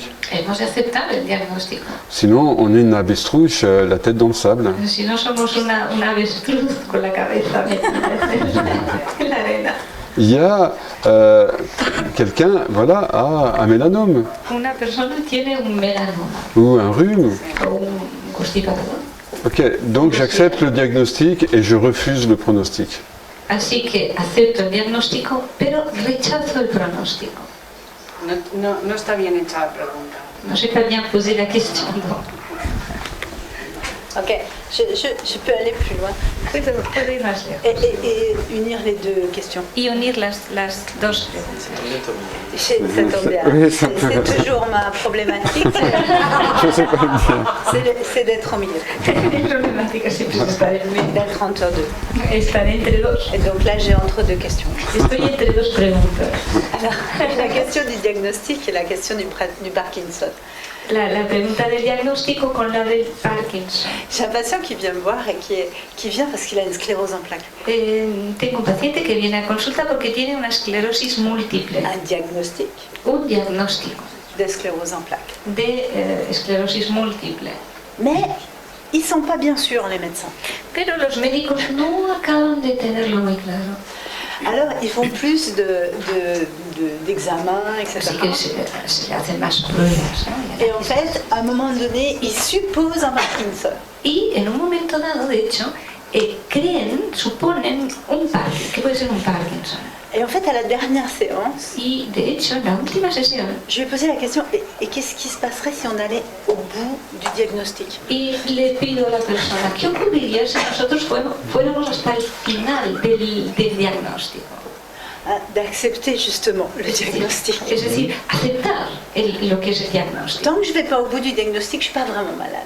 Mientras yo no voy hasta el límite, hasta el final del diagnóstico, no estoy enfermo. Donc même dans son diagnostic, il était dans son symptôme. Hasta en el tema del diagnóstico él se hallaba en su síntoma. Je ne sais pas si ça fait sens pour toi, mais no tu sé souris si beaucoup. esto tiene sentido para ti, pero veo que sonríes mucho. Et c'était ça. Et on a trouvé un programme, en tout cas, je ne sais pas si c'est le seul, un grand programme. Encontramos un gran programa qui est au moment de sa naissance. Y es que en el momento de su nacimiento, il ne faut pas aller au bout. No hay que ir hasta el final. Il ne faut pas aller au bout. No hay que ir hasta el final. Il est né dans un institut de bonnes sœurs. Él nació en una... de monjas. Sí, en un convento. Sí. Convento. Ah oui. Et en fait, il ne faut pas qu'ils viennent au monde. Sí, en un convento de monjas, de hecho no tenía que venir al mundo. Parce que dans son histoire, il va être abandonné. Porque en su historia lo van a abandonar. Il est né sous X. Él es una persona né sans identité, nacido sin identidad. Et abandonné dès qu'il sort du ventre de sa mère. Y abandonado a partir del momento en que sale del vientre de su madre. Donc, si je vais au bout, si voy hasta el final, c'est mon drame. Es mi drama. Donc il faut toujours que je retienne. Así que he de retener siempre. Je ne vais pas au bout des choses. No voy a ir hasta el final. Et c'est toute sa vie est structurée sur ça. Y toda su vida se halla estructurada en esto. C'est quelqu'un qui a un très grand poste, une grande entreprise. Es una persona que es un alto ejecutivo en una gran empresa. Et il commence les choses. Él empieza las cosas. Il a les idées, il commence. Tiene la idea, empieza. C'est jamais lui qui met en place, c'est jamais lui qui termine. Pero nunca es él el que acaba, lo coloca todo. Et il va même pas au bout de son diagnostic. Y ni siquiera llegas al final de su diagnóstico.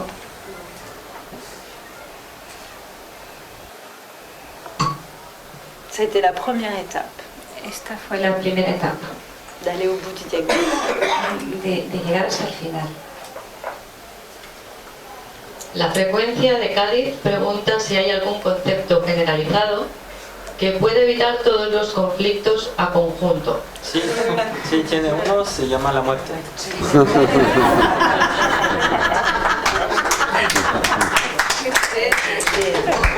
Est-ce qu'on peut éviter tous les conflits, c'est ça? El tipo de pregunta que a lo que se refiere es algún consejo como para poder usar para alinearnos de forma que no tengamos estos estados, ¿no? Que no lleguen a generalizar, a generar un síntoma. Sí, et donc la question est intéressante. Hein, la pregunta es interesante. Parce que quand vous écoutez un patient, porque cuando escucháis a un paciente, c'est important d'écouter la structure. Es importante escuchar su estructura. Pas le contenu. No el contenido. Comme disait Béatrice. Como decía Beatriz. Hein, la structure du conflit. La estructura del conflicto. C'est de pas aller au bout. Es el no llegar hasta el final. Et donc même le diagnostic va pas au bout. Hasta el diagnóstico no llega hasta su final. Et donc voilà, est-ce qu'il existe des choses pour pas faire de conflit? ¿Existe algo, cositas para no llegar al conflicto? Donc on peut faire l'hypothèse Podemos hacer una hipótesis. qu'il vaut mieux travailler sur le conflit de perfection que le fait d'éviter les conflits. Pardon, il vaut mieux travailler sur le conflit de perfection. Il vaut mieux travailler sur le conflit de perfection. Es mejor trabajar el conflicto de perfección plutôt que d'éviter les conflits. Que antes que evitar los conflictos. Et comme on disait, les conflits vous allez en faire. Hein. Porque tal como comentábamos, conflictos vais a tener. Et par contre, effectivement, si vous êtes conscient, y sin embargo, si efectivamente sois conscientes, c'est important d'exprimer, es importante expresar ce ressenti, este resentir, quand vous avez fait ce choc. Cuando habéis tenido este shock. Et donc, así pues, en décodage, En descodificación, ça pourrait paraître ennuyeux parce qu'on fait toujours la même chose. podría parecer esto que es como pesado, ¿no? Aburridos, hacemos siempre lo mismo.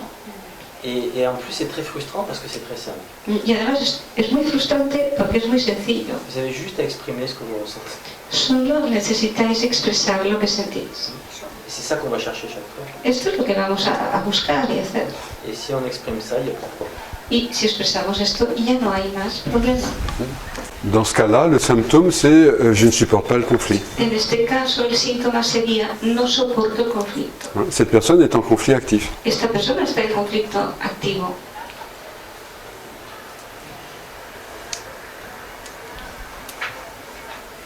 No sabemos. Muy bien. Sigo con otra, si os parece. ¿Sí? Tomás Cardador tiene una de estas complicadillas, de la sencillita, vamos. ¿Cómo se entenderían las patologías erráticas o cíclicas o alternantes? Por ejemplo, maníaco-depresivas. C'est intéressant la psychiatrie. Et donc c'est quoi la maniaco-dépression, c'est ça? Oui, comment on peut comprendre ces maladies erratiques, maniaco-dépressives? Hay dos conflictos. Très compliqué. Il y a plusieurs conflits. Territoriaux, frustration sexuelle. Exact. C'est le conflicto maniaco-dépression. Vas-y, conflit territoire, je fais la frustration sexuelle. Voilà, tu as répondu, non? Je traduis, je question suivante.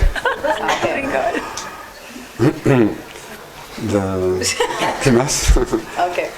Comme dans tous les conflits du comportement. Como en todos los conflictos de trastorno de comportamiento, donc c'est un niveau de complexité. Tiene un nivel de complejidad. Ou pour éviter de faire souffrir le corps. Porque con tal de evitar hacer sufrir el cuerpo, c'est une super solution de survie. Buscamos una super solución de supervivencia. Deux conflits vont s'associer. Dos conflictos van a asociarse. Et là, on sera dans un conflit du cerveau droit et du cerveau gauche. Y nos encontraremos en un conflicto con el cerebro derecho y el izquierdo. Donc, qui vont s'associer pour faire ce qu'on appelle être biomaniaque. Que van a asociarse para hacer este conflicto. Bipolaire. C'est bipolaire. Bipolaire. Bipolaire. Biomaniaque, non. Conflicto de bipolaridad. Bipolaire. Biomaniaque, c'est bipolaire directement. Bipolaire. Bipolaridad. Okay. Et donc là, on aura un conflit masculin. Tendremos un conflicto masculino. De territoire. De territorio. De perte de territoire. De pérdida de territorio. Et un conflit féminin. Y un conflicto femenino. De frustration affective. De frustración afectiva. Donc, j'ai pas de territoire affectif. Así que no tengo territorio afectivo. J'ai perdu même totalement mon territoire. Y además he perdido totalmente mi territorio. Je peux plus exister, je n'ai plus de territoire. Ya no puedo seguir existiendo, ya no tengo territorio. Donc, je vais trouver une autre solution. Así que voy a ir a buscar otra solución. Et je vais rentrer dans ce trouble du comportement. Y voy a entrar en este trastorno del comportamiento. Parce que ici, sur Terre, j'ai pas ça. Porque en la Tierra yo esto no lo tengo. J'ai pas mon territoire, j'ai pas mon territoire affectif. No tengo mi territorio, no tengo mi territorio afectivo. Et donc, je vais me chercher un autre territoire. Así que voy a ir a buscar otro territorio. Donc, par moment, la personne va basculer dans le bipolaire. En momentos determinados, la persona va a bascular. Des situations lui font vivre de manière plus dramatique le fait qu'elle n'ait pas de territoire. Porque en situaciones que él viva de una forma más dramática el hecho de que no posea territorio. Voilà, parce qu'elle a été licenciée, elle a perdu sa maison. O bien porque lo han echado del trabajo, ha perdido su casa. Donc à ce moment-là, elle passe dans la phase dépressive. Entonces, en ese momento pasa una fase depresiva. Et à d'autres moments de sa vie, eh bien, elle est dans la frustration affective. Se halla la frustración afectiva. Et à ce moment-là, elle se sent vraiment seule, abandonnée. Se siente realmente sola, abandonada. Elle n'est pas aimée, n'est pas choisie. No se siente querida, no se siente escogida. Alors là, elle est dans la phase plutôt maniaque, hystérique. Estaría más bien en la fase maníaca, más histérica. Okay. Donc, elle active un conflit et puis l'autre en alternance. Activa en alternancia un conflicto u otro. Ok. Donc là aussi, on va chercher des biochocs. Vamos a ir a buscar bioshocks. Mais qui ne vit pas au niveau physique, mais au niveau comportemental. Pero no los vive a nivel del físico, lo hace a nivel del comportamiento. Et les biochocs, si c'est vraiment un état, un trouble grave, Los bioshocks, cuando se trata de un trastorno grave, à ce moment-là, on trouve les programmants dans la généalogie. pues vamos a encontrar los programantes ya en la genealogía.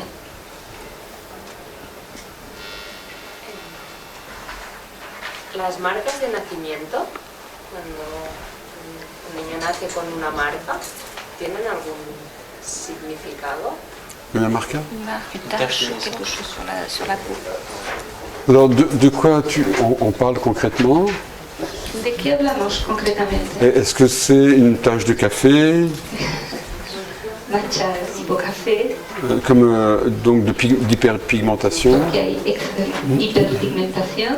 Ou est-ce qu'il s'agit d'un angiome? Se trata de un angioma, Donc d'une hypervascularisation? es decir, de una hipervascularización. Donc ça, c'est pas le même sens biologique. No es el mismo sentido biológico.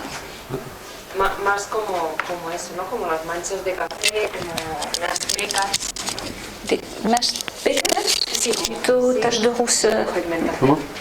Plutôt, ça serait des taches de rousseur, de pigmentation. Oui, donc là, on va chercher le conflit d'agression. À quel moment est-ce qu'on fait une tache de rousseur? ¿En qué momento hacemos una peca, no? Plus de mélanine. Cuando hay más melanina. C'est quand on est agressé par le soleil. Es cuando nos agrede el sol. Donc, je vais chercher Voy a ir a l'événement où il y a eu cette agression. el acontecimiento donde tuvo lugar esta agresión. Donc, en relation avec cette partie du corps. En relación con esta parte del cuerpo. Donc, j'avais une patiente, elle, c'était au niveau de la vulve. Yo tenía una paciente que tenía esto a nivel de la vulva. Donc, parce que dans la généalogie, il y avait eu des attouchements sexuels. Porque en la genealogía había tocamientos sexuales.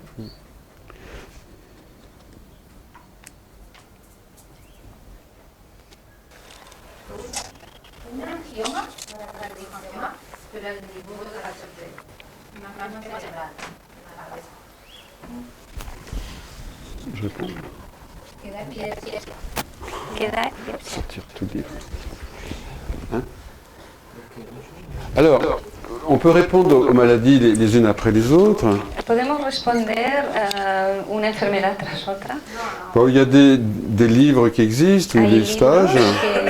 Que tenemos libros, hay seminarios.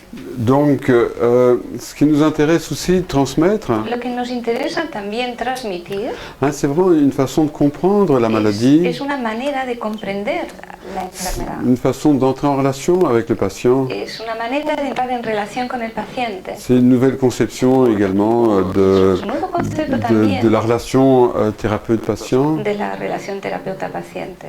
et de ce que voilà, de ce que nous sommes. Y de lo que somos.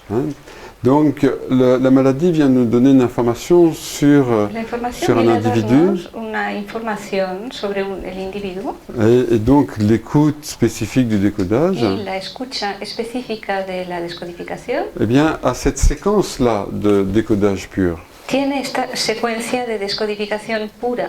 Ok, donc l'angiome, quel est le sens biologique? ¿Cuál es el sentido biológico del angioma? Mais auparavant, il y a eu toute la calibration, l'observation biologique, Pero antes ha habido toda la calibración, la observación biológica, la mise en action de toute l'éthique. la puesta en acción, pardon, de toda la ética. Et puis ensuite, eh bien, il y a tous les protocoles qui vont être adaptés à chaque cas Protocolos adaptados a cada caso. et qui travaillent sur plusieurs aspects de l'individu, Que trabaja diferentes aspectos del individuo. Qui peuvent aller sur son domaine, sur ses croyances limitantes, Desde sus creencias limitantes, sur ses caprices légitimes, también pasando por sus caprichos legítimos, ou qui peuvent également travailler sur y l'identité. que también pueden trabajar sobre la identidad. Et ainsi, il y a une nouvelle relation du patient avec lui-même. Y así hay una nueva relación con el paciente, consigo mismo. Et ainsi, ce traitement apporte plus que le soin ou la guérison. aporta más todavía que el cuidado y la curación. C'est ça qui m'a vraiment séduit dans les premières années de ce travail. Esto es lo que realmente me sedujo en los primeros años de este trabajo. Donc, rencontrer une maladie, que ce soit un angiome ou une épilepsie, Al ir al encuentro de una enfermedad, ya sea un angioma o cualquier otra cosa, nous emmène à quelque chose de plus vaste, de plus large que la maladie. Nos lleva a algo más amplio, más vasto que lo que es la enfermedad. Ouais. Ça peut amener au sens de notre vie quand on travaille sur le projet Sens, par exemple. Llevarnos al sentido de nuestra vida cuando hablamos del proyecto Sentido, por ejemplo. Ou quand on travaille sur les ancêtres. O bien cuando trabajamos sobre los ancestros. Ça nous fait réfléchir sur la liberté. Esto me hace reflexionar en relación a la libertad. Ou le déterminisme. O el determinismo. Ainsi, la maladie est une porte d'entrée. Es una puerta de entrada. Qui va permettre d'élargir nos champs de conscience. Que va a permitir abrir más, ampliar más nuestro campo, ¿no? Parce qu'à chaque fois qu'il y a un biochoc, cada vez que se produce un biochoc, donc non seulement il va y avoir le symptôme, no solo habrán síntomas, qu'ils soient physiques ou psychiatriques, ya sean físicos, psiquiátricos, émotionnels ou comportementaux, emocionales o de comportamiento, mais en plus il va y avoir une perte de conscience. Habrá una pérdida de conciencia. Une restriction. Una restricción. Il va y avoir des domaines de notre vie que nous n'explorerons plus. Habrán ámbitos de nuestra vida que ya no exploraremos. Donc, une femme qui a subi plusieurs abus sexuels una mujer que ha padecido varios abusos sexuales et qui devient frigide y que acaba siendo frígida ou asexuée, o asexuada, eh bien, il y a tout ce territoire de sexualité qui n'existe plus pour elle. De la sexualidad ya no existe para ella. Donc, ou bien quand j'avais peur des chiens, o bien cuando yo tenía miedo a los perros, eh bien, le plaisir de la relation avec l'animal, eh bien, ça n'existait plus. El placer de la relación con el animal ya no existía. Donc, un conflit après l'autre va diminuer notre présence au monde.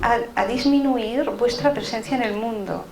Et ça peut être vraiment passionnant d'avancer vers cet espace de présence consciente. Apasionante avanzar hacia este espacio de presencia. Consciente. Consciente. Dans lequel il n'y a pas de conflit. En el cual no hay conflictos. Il n'y a pas d'identification. No hay identificación. Il y a ce qui est donné par l'instant. Hay lo que nos proporciona el instante. Et je m'appuie vraiment sur la biologie pour dire cela. Y yo me apoyo realmente en la biología para poder decir esto. C'est l'air que je respire dans cette seconde qui me fait vivre. Es el aire que respiro en este segundo el que me hace vivir. C'est le glycogène que j'ai dans le sang qui me permet de fonctionner. Que tengo en la sangre que me permite funcionar. Okay. Donc nous sommes victimes d'une illusion. Somos víctimas de una ilusión. Et donc dénoncer cette illusion. Así que, pardon. Dénoncer l'illusion. Denunciar. Je n'ai pas compris. Dénoncer, révéler l'illusion. Revelar la ilusión. Donc c'est la moitié du chemin. Es la mitad del camino. Et l'autre moitié c'est d'affirmer ce qui est vrai. Y la otra mitad es afirmar lo que es cierto. Ainsi la maladie peut être l'opportunité à cela. La enfermedad puede ser la oportunidad para ello. Ok. Donc nous ne voulons plus être malades. No queremos seguir estando enfermos. Mais pourquoi? ¿Pero por qué? Pourquoi vous voulez plus de maladie? ¿Por qué no queréis más enfermedades? Qui se pose cette question? ¿Quién se cuestiona esto? Je me rappelle d'un homme qui avait un cancer. Recuerdo un hombre que tenía un cáncer. Il me dit, si j'étais guéri, je ferais ceci, ceci et cela. Me dice, si estuviera curado, haría esto, aquello y lo demás. Je lui dis, eh bien, nous allons faire l'inverse. Pues le digo, vamos a hacer lo inverso. Faites déjà cela. Haga ya esto. Il me dit, quand j'aurai plus de cancer, je ferai des voyages. Dice, cuando ya no tenga cáncer, pues haré viajes, viajaré. Je dis, achetez un billet d'avion aujourd'hui. Y diga, pues le digo, compre usted un billete de avión hoy. Ah oui, mais on ne sait pas ce qui peut arriver. Dice, ah, sí, pero no sabemos lo que puede ocurrir. Ah, puis j'ai mes consultations dans 3 mois. Y además tengo consulta dentro de 3 meses. Donc il pensait malade. Él pensaba en modo enfermo. Je lui ai parti en voyage. Y le dije, váyase de vacaciones, váyase de viaje. Parce que c'est là où il est vivant. Porque haciendo esto es aquí donde está vivo. Donc, si on attend de ne plus avoir la maladie pour commencer à vivre, El no tener la enfermedad para empezar a vivir, on est en danger. estamos en peligro. Et si je décide maintenant d'être conscient d'être vivant, Y si decido ahora estar consciente de que estoy vivo, et de faire les choix qui me permettent d'accueillir la vie, que me permite acoger la vida, alors à ce moment-là, c'est une révolution. entonces en ese momento esto es una auténtica revolución. Ok. Du coup, j'ai pas répondu. C'est ça. J'ai envie de... Comment pour changer un peu de vibration. Ich habe Probleme von Arthritis oder Rheuma. Ich versuche gar keine Medikamente dafür zu nehmen, aber ich suche. Ich bin am Suchen nach Alternativen. Entonces, ¿bajo? ¿Qué hablas en alemán? Ah, perdón.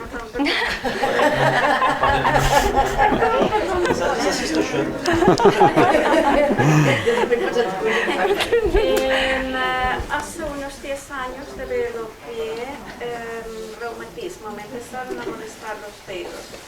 Yo me niego a creer que no hay una alternativa y sigo buscándola. ¿Qué me puede decir? ¿O qué puedo On va hacer? conclure peut-être. Les 2 hommes avant, ils doivent être un peu fatigués, je pense. Alors, comme on vous a dit, on ne va pas répondre maintenant à ces questions.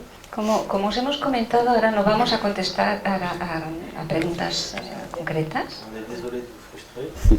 Lo sentimos. De vous frustrer. Sentimos frustrados. Donc vous parlerez de vos émotions après.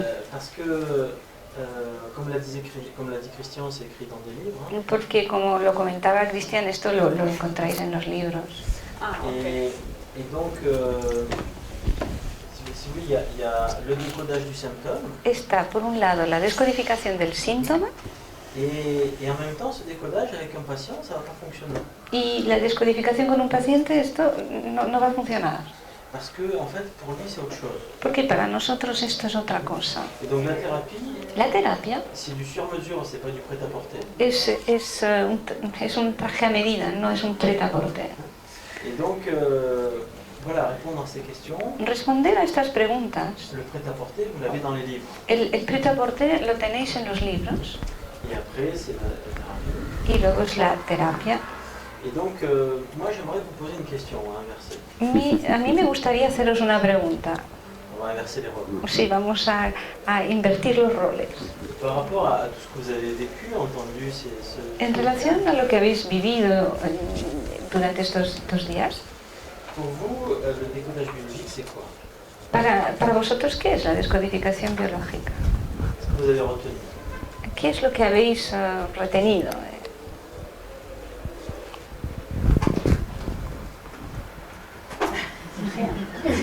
Nada. Buscar la causa emocional de las enfermedades que nos traen los conflictos y síntomas. Buscar la causa emocional. Chercher la cause émotionnelle qui nous amène vers des conflits et des symptômes. Donc ça veut dire que buscar porque es la solución. Et chercher pourquoi c'en est la solution. Donc ça veut dire que si demain tu as un rhume, Quiere decir que si mañana tú tienes un resfriado, tu ne pourras plus dire j'ai attrapé froid. ya no podrás seguir diciendo he pillado frío. Claro, pensaré para qué. Pues diría, pourquoi? Donc vous voyez pourquoi ça sert à rien de dire aux enfants couvre-toi, tu vas attraper. Así que veis que no sirve para nada, de nada decirle a los niños tápate que vas a pillar frío. Et si ça peut faire un conflit diagnostique et l'enfant va le croire. Sí, puede hacer, y en cambio puede hacer un conflicto de diagnóstico y el niño se lo va a creer. Muy bien. Pour les autres. Y los otros. ¿Qué más?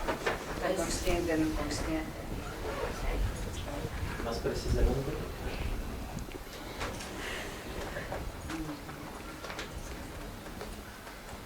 Parce que le conscient et l'inconscient, c'est toutes les thérapies. Porque el inconsciente y el consciente, son todas las terapias. Qu'est-ce que tu as retenu pour toi de ces 2 jours? ¿Qué es lo que has retenido para ti durante estos 2 días?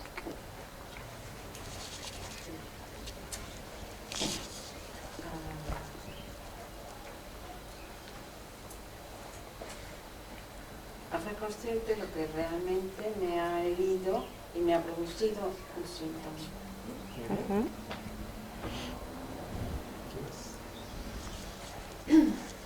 Que las patologías o los síntomas son una pista para el terapeuta, pero no es lo importante. Lo importante es el paciente, el que tienes delante, y no hay que meter el paciente en la tabla, sino que la tabla, tú sabes, hipótesis, y es una información, y lo importante es la relación y que él descubra, él tiene todo, y que él descubra dónde está su situación que lo ha llevado a ese síntoma. Sí, super, y muchas gracias porque es de verdad lo que es importante para nosotros de transmitir a todos, que podemos tener hipótesis, podemos tener conocimiento, pero cada vez es importante de escuchar al paciente. Es al terapeuta de se adaptar al paciente, no al inverso. A mí me cuesta entender cómo discernís las emociones que te hacen llegar al resentir real, porque el paciente te puede decir muchas emociones, ¿no? Muchos sentimientos. ¿Cuál sabes que son los válidos? ¿Tu has hecho la formación? No. ¿No has hecho la formación? Es por eso. La formación a una utilité quand même. La formación tiene una utilidad. Effectivement, c'est important, on l'apprend en formation. Y esto efectivamente es importante y lo aprendemos en la formación. C'est vrai qu'au début, ça peut paraître simple, mais ça s'apprend vite. Al principio quizás parece que no es tan sencillo, pero se aprende rápido. Sí, o sea, por ejemplo, el resfriado que has dicho de Novaseta para el niño, ¿hasta qué punto, o sea, los factores del entorno también afectan, ¿no? Si no, o sea, si no iríamos desnudos por la calle o estaríamos siempre tomando Coca-Cola au rhume, quelle est l'importance de l'entourage quand même, non? Il y a une importance, c'est important l'entourage.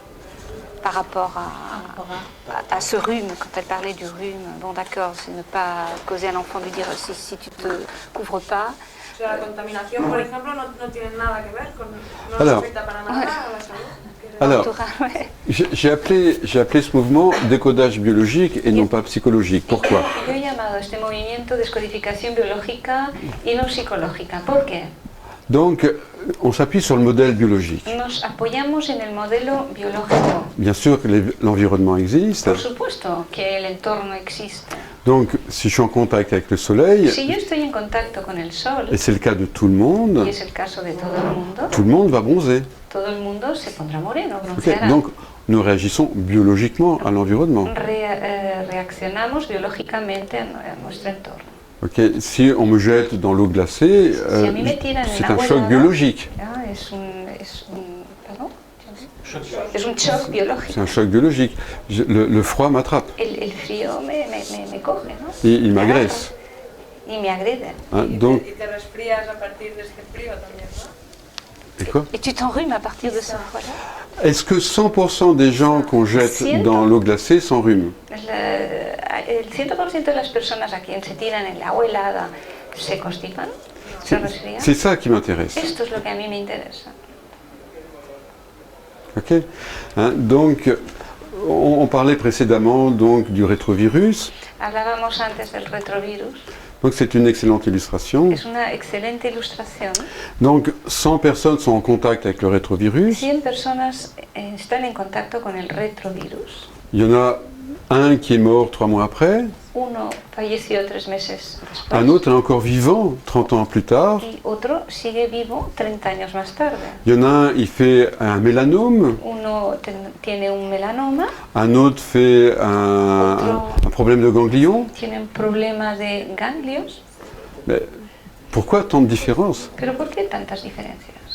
Donc, c'est dans l'individu qu'est la réponse. La respuesta está en el individuo, C'est pas dans le virus, no está en el virus, hein, c'est pas dans la neige. no está en la nieve. Ok. Hein, il y avait le frère d'un ami, El hermano de un amigo on lui fait une prise de sang, le hicieron un análisis de sangre on lui dit, ah voilà, vous avez le sida. y le dicen, vaya, tiene usted el SIDA. Donc, il suit les traitements, Él sigue un tratamiento, il perd 20 kilos, pierde 20 kilos et un an plus tard, l'hôpital téléphone, y un año más tarde recibe una llamada del hospital il dit, désolé, on s'est trompé de dossier, y le dicen, lo sentimos mucho, nos hemos equivocado de dossier. vous n'avez jamais eu le sida. Usted nunca ha tenido SIDA. Donc, il a récupéré tout son poids El en hombre quelques mois. recuperó todo su peso en pocos meses. Ok. Donc, c'est là dont parlait Jean-Guillaume, cette suggestion. Es de lo que hablaba Jean Guillaume, ¿no? Esta sugestión. Ok. Nous parlons de ce domaine-là, de l'intériorité de la personne. Hablamos de este ámbito, ¿no? De la interioridad de la persona. Et cela est révolutionnaire, Y esto es revolucionario, subversif, subversivo et en bonne harmonie avec la y médecine, también en buena armonía con la medicina, avec la pharmacie, con la farmacia, avec toutes les institutions. con todas las instituciones. Si elles existent, elles ont un sens, elles aussi. Si existen es porque también tienen un sentido. Ok. Très bien. Una cosa, entonces, si la enfermedad no existiera, no viviríamos muchos años, estaríamos muertos de estrés. Si la maladie n'existe Non. J'ai jamais dit que la maladie n'existait pas. Si la maladie Si la maladie Ah. on mourrait de stress. Ok. J'ai pas entendu le début.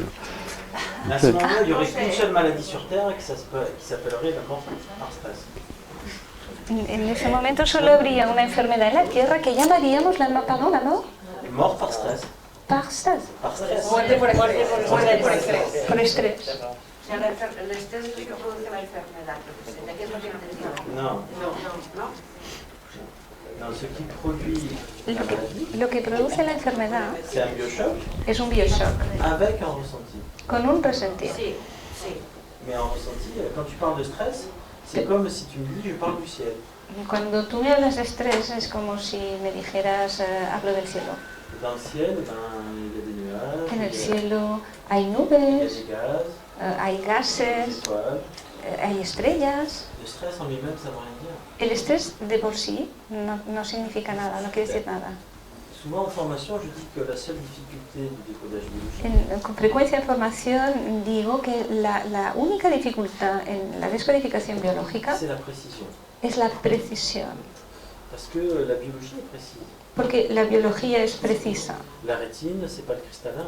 La retina no es el cristalino, Ils ont deux fonctions différentes. tienen dos funciones Ça diferentes, sert à deux choses différentes. sirven para dos cosas diferentes. Quand une personne dit j'ai peur, on ne sait pas de quoi elle parle. Cuando una persona dice tengo miedo, no sabemos de qué está hablando. Vous avez peur de quoi? ¿Miedo de qué? J'ai peur de tout. Me da miedo todo, On ne sait pas de quoi elle parle. no sabemos de qué está hablando. Et donc c'est important Es importante, pues, de chercher la précision buscar la precisión dans le symptôme. en el C'est síntoma. pour ça que le diagnostic est important. Por eso el diagnóstico es importante. Dans le ressenti En el resentir et la précision qui est liée à l'histoire de la personne. y la precisión que está vinculada a la historia de la persona. Voilà ce que je peux dire. Una cuestión. Las personas envejecemos, ¿de acuerdo? Entonces, On vieillit. Les personnes vieillissent. ¿de acuerdo? Entonces vamos teniendo también más enfermedades. Somos más propensos a tener... ¿Qué? ¿Qué risa? Entonces, ¿cómo lo abordas con el tema biodescodificación? Porque podemos abordar un síntoma que nos duele las rodillas, sabemos lo que es, ¿de acuerdo? Pero hay un desgaste también por edad. ¿No? Il y a des personnes âgées en bonne santé. Hay personas mayores con buena salud Sí. Entonces viviríamos muchísimo. Ok. Bueno, es que ese es mi problema también. La vieillesse n'est pas une maladie. La vejez no es una enfermedad. Tous les vieux n'auront pas de problème de genoux. Todos los viejitos no van a tener problemas de rodillas. Alors, d'autres personnes pensent que la vie Otras personas piensan que la vida est une maladie mortelle. es una enfermedad inmortal. Non, mortelle. Mortal, pardon. Sexuellement transmissible. Sexualmente transmisible.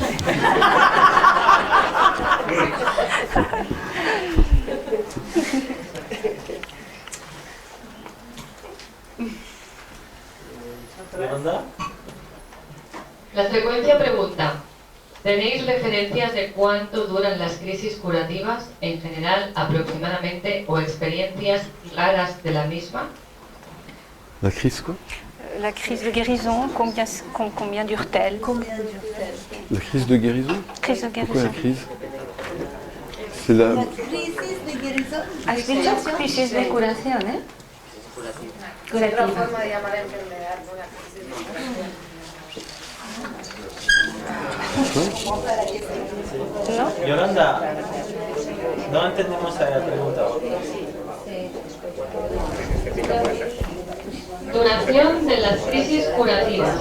Guérison de crise. General, aproximadamente, o experiencias raras que se puedan dar durante una crisis curativa. Crisis épica. Si on ne sait pas, on C'est répond la pas. crise épique. C'est pas clair. C'est la crise épique. Hein? La femme de la crise épique.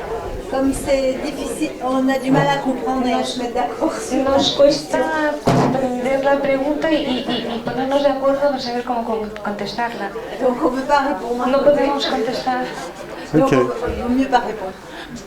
Yo os la transmito literalmente como me la escriben en el chat. Supongo que se refiere pues, a las crisis épicas o el estado de vagotonía, cosas raras que se puedan vivir ahí, o la duración que tiene habitualmente. La durée de la vagotonie? Oui. Alors, donc, pour répondre à la question, il faut déjà parler de la vagotonie. Para responder a la pregunta habría que empezar a hablar de la vagotonía. Donc, le docteur Hammer, donc, pour, le premier, Fue el primero. donc, il parle de deux phases de maladie Habla de dos fases de la enfermedad et qui correspondent à une réalité biologique. que corresponden a una realidad biológica. C'est que nous avons un système Y neurovégétatif, tenemos un sistema neurovegetativo, hein, qui est le système de notre vie inconsciente que es el sistema de nuestra vida inconsciente, et qui a deux subdivisions. que tiene dos subdivisiones. Le premier, c'est le système orthosympathique ou de stress El primero es el sistema ortosimpático, el del estrés, et qui se déclenche dès qu'il y a un stress. que se desencadena tan pronto hay un estrés Et dès qu'il y a une résolution, y tan pronto hay resolución, et c'est le deuxième système nerveux inconscient. es el segundo sistema nervioso inconsciente. Donc, système parasympathique, Sistema parasimpático, système vague. sistema vago. Donc, les médecins connaissent très bien Los cela. médicos esto lo conocen muy bien. Hein, donc, donc, la vagotonie, eh bien, c'est quand nous réglons un conflit. La vagotonía es cuando resolvemos un conflicto, Il y a des symptômes différents. hay síntomas diferentes. Première partie, ce sont des symptômes de La stress. primera parte son síntomas de estrés, Nous dormons moins, nous mangeons moins, dormimos menos, comemos menos, nous sommes plutôt frileux. tenemos más bien frío Et il y a certaines catégories de symptômes. y hay ciertas categorías de síntomas. Dès qu'il y a résolution, Tan pronto hay resolución, il y a un changement physique, hay un cambio físico, comme Pépé en démonstration, d'un seul coup il a chaud. como Pepe, que en la demostración de repente tenía calor. Donc ça c'est le système Esto neurovégétatif. es el sistema neurovegetativo. Hein, donc il y a des sensations. Hay sensaciones. Ou la tension dans le cou pour Nouria. Bien la tensión en el cuello en el caso de Nuria. Ok.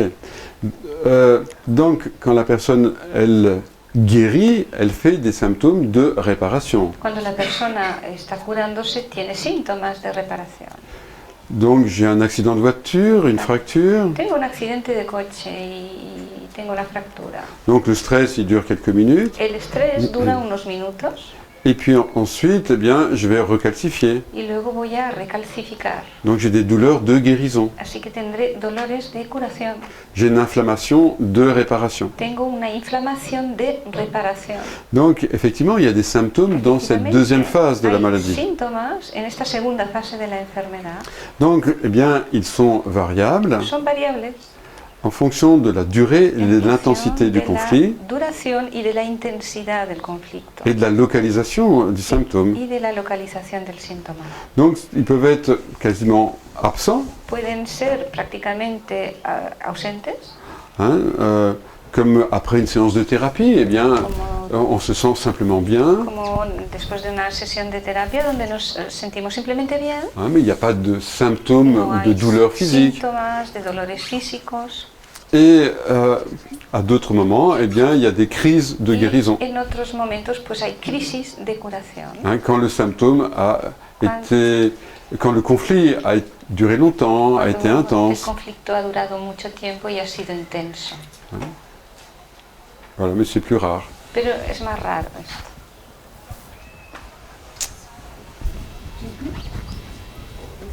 Oui, je pense, oui. J'ai fait déjà.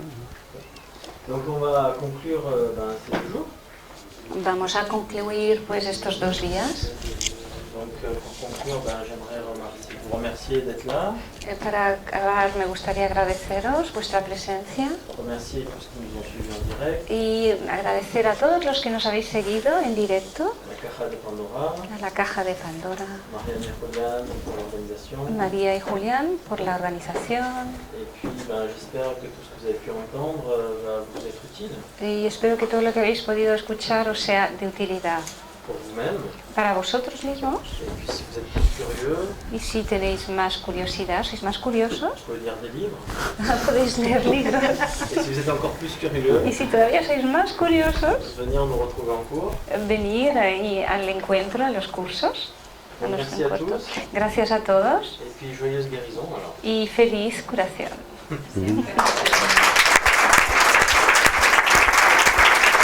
Tu veux dire conclure toi aussi? Un momentito, por favor, me gustaría haceros llegar, antes de que os vayáis, las frases de agradecimiento, que no voy a enumerarlas una por una, simplemente deciros que no paran de llegar mensajes de agradecimiento de todas las partes del globo, desde donde os están viendo, por esta labor, por esta charla y por esta información. Entonces os lo quiero hacer patente. Gracias, gracias, gracias. Gracias.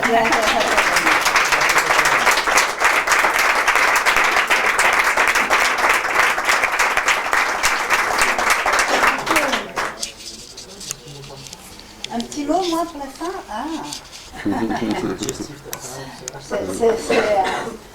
Non, pour terminer, je vous ai dit bienvenue a votre curiosité, a vos insatisfactions. Os doy la bienvenida a vuestras curiosidades, a vuestras insatisfacciones. Bienvenue à vos nouvelles envies de croître. Y bienvenida a vuestras nuevas ganas de crecer. On peut rentrer dans le décodage en ayant juste l'intention de comprendre. Podemos entrar en la descodificación justo con la intención de comprender. Comme c'était mon cas au départ. Como fue mi caso al inicio. Mais il faut vous méfier. Pero cuidadín. Parce que le décodage est très contagieux. Porque la descodificación es muy contagiosa. Quand vous commencez, c'est dur d'arrêter. Cuando empezáis es difícil pararla. Et après, on s'implique. Y luego nos implicamos. Et ça devient une évidence. Y se convierte en una evidencia. Peut-être je peux conclure par une petite histoire, non? Ah oui, bonne idée. Ok. Une histoire de thérapeute, bien sûr. Voy a explicaros una historia de terapeuta, por supuesto. Alors, c'est l'histoire d'une plage. Es la historia de una playa. À la suite d'une tempête. Tras una tormenta. Une nuit, une tempête incroyable. Pero una tormenta increíble. Ce qui fait que la mer est sortie. Es decir, que el mar se salió. A envahi complètement la plage. Invadió completamente la playa. Et puis le lendemain, bien sûr, la mer s'est retirée. Y al día siguiente el mar se retiró. Et sur la plage, il y avait un nombre incroyable d'étoiles de mer.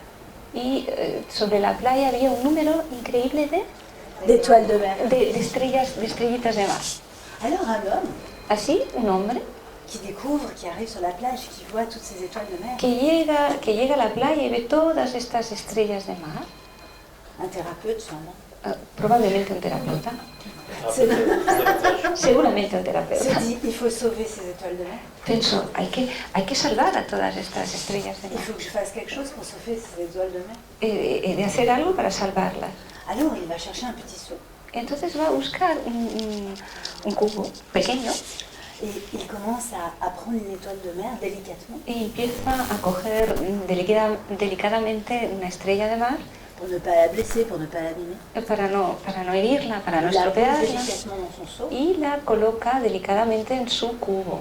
Et il traverse la plage. Y atraviesa la playa. Et il remet délicatement l'étoile de mer dans l'eau. Y recoloca de forma delicada la estrella de mar en el agua. Et il fait ça. Y hace esto Pendant 1 heure. durante una hora. Une étoile de mer après une étoile de mer. Una estrella de mar tras otra estrella de Il y a mar. un autre homme qui arrive Llega otro hombre que llega et qui le regarde. y que se lo queda mirando Il dit mais il est fou.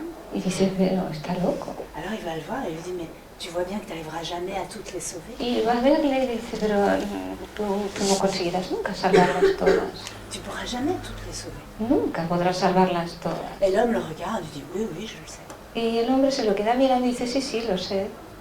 Mais celle que je vais remettre dans l'eau, Pero la que yo voy a recolocar en el agua, pour celle-là, para esa, ça aura changé toute leur vie. habrá cambiado completamente su vida.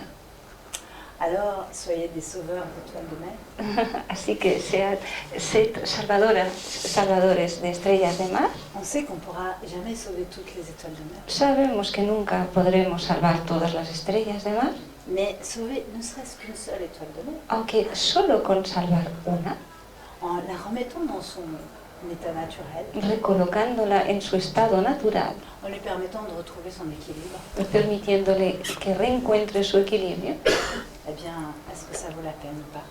¿vale la pena o no? Alors, à vous de savoir. Vosotros sabréis. À très bientôt.